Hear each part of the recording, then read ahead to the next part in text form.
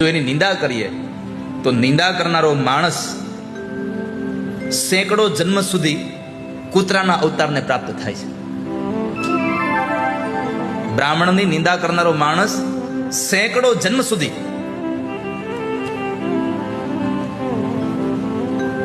કૂતરાના જન્મને પ્રાપ્ત કરે છે.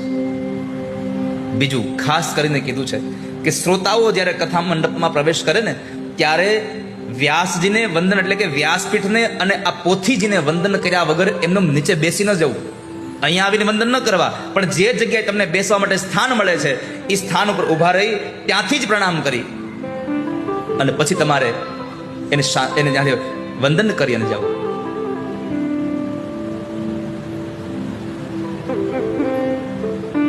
બીજું કીધું,